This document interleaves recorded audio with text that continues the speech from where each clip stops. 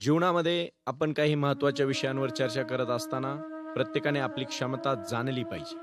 क्षमता म्हणजे काय हो? What is mean by ability? आणि ती कशी ओळखायची? म्हणजे बीमध्ये अंकुरण्याची क्षमता असते, पण कसं ओळखायचं? जोपर्यंत तिला पाणी आणि जमीन मिळणार नाही, तोपर्यंत ती अंकुरणार नाही. तशा प्रकारे तुम्हाला तुमच्या आतमधल्या असलेल्या गोष्टींची जोपर्यंत जाण होत नाही, तोपर्यंत त्या गोष्टी तुम्ही कशा समजून घेऊ शकता? कशा जाणून घेऊ शकता? कशा प्रकारे प्रगट करू शकता? असे अनेक प्रश्न पडतात.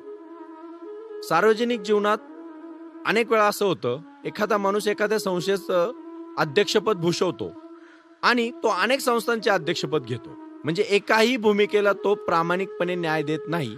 नुसत्या मिटिंगा घेणं, बैठका घेणं, ठराव करणं आणि पुढे काहीच न करणं, हा एक प्रकारचा विक्षिप्तपणा मी तरी मानतो. काही शिक्षक वर्गात शिकवताना कंटाळतात, थकतात.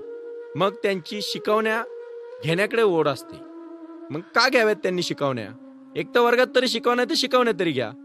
म्हणजे नेहमीच्या तासाला काही करायचे नाही आणि सुट्टीच्या दिवशी जादा तास घ्यायचे, याला काय अर्थ आहे? खऱ्या शिक्षकाने आपल्या अध्यापनाला न्याय देऊन मग इतर व्याप मागे लावून घ्यावेत का? म्हणजे जयमाला शिलेदार याबद्दल मला एक गोष्ट आठवते. त्यांना अनेक चित्रपटकारांनी बोलवलं. तुमचा आवाज जसा छान आहे तसं तुम्ही छान दिसताय आणि तुम्ही जर अभिनय केला तर तुम्ही अभिनेत्री होऊ शकता. पण त्या म्हटल्या नाही, माझ्या साधनेमध्ये फरक पडेल. म्हणजे मी ज्या गुरूंना माझ्या आयुष्यात मानतो ते प्राचार्य शिवाजीराव भोसले एकदा म्हणाले होते की मी आयुष्यामध्ये फक्त एकच चित्रपट पाहिला, तो म्हणजे महात्मा गांधी. कारण मी चित्रपट का नाही पाहिले की माझा वेळ त्या ठिकाणी जाऊ नये म्हणून मी चित्रपट पाहिले नाही. म्हणजे आयुष्यामध्ये किती ध्यास घ्यावा की प्रत्येक श्वास आपल्या आपल्या ध्येयासाठी आपण घेतला पाहिजे, आपल्या ध्येयासाठी घेतला पाहिजे. हे जोपर्यंत आपण अंगी बाणवणार नाही तोपर्यंत तुम्हाला यश मिळणार नाही. म्हणून काय असतं परीख आहे, क्षमता आहे, पण कसं काम करायचं त्याच्या काही गोष्टी आता सांगतो. काही वकील शेती करतात, काही डॉक्टर्स दवाखान्या बाहेरची कामे हौसेने मन लावून करतात. त्या त्यांच्या बांधिलकी आपल्या शास्त्राशी आणि रुग्णाशी असायलाच हवी का? एखाद्या मंडळाचे अध्यक्षपद मिळवण्यासाठी त्यांनी धडपडू नये. ते मंडळ संशोधकांचे, अभ्यासकांचे असेल तर त्याचे शोध सभासद तो देखील उपकारक ठरेल.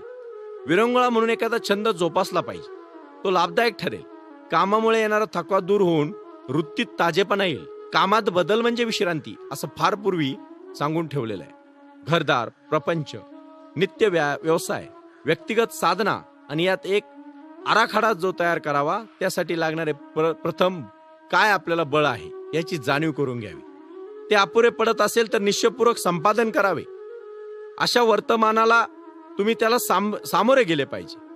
आणि हे सामोरं जात असताना व्यर्थ खटाटोप, उलाढाल आणि पायी रक्त आटवण्याचं काम मात्र करू नये. त्याने काय होतं स्वधर्मात निर्धन पत्करावे.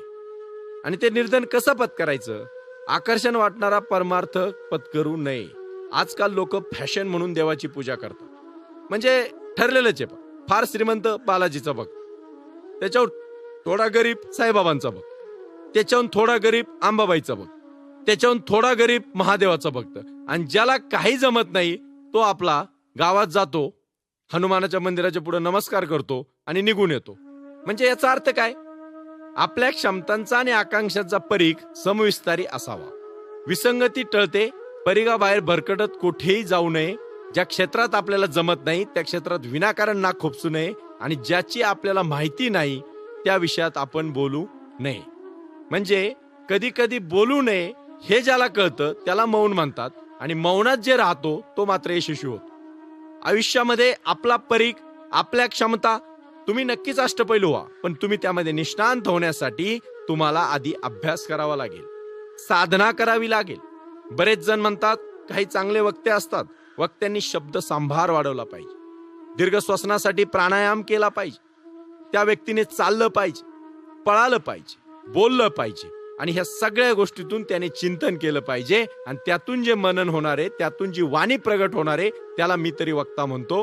क्षमतांचा परीघ जाणून घ्या, आत्मसात करा. तुम्हाला काय येतंय, ज्या तुमच्या निसर्गदत्त शक्ती आहेत त्यांना वाढ द्या, त्याच्यासाठी साधना करा आणि आपल्या जीवनाचा परीघ जेवढा वाढवता येईल तेवढा वाढवा, पण परिपूर्ण झाल्याशिवाय कुठेही प्रगट होऊ नका. धन्यवाद. Please share and like this video and subscribe our YouTube channel. Thank you.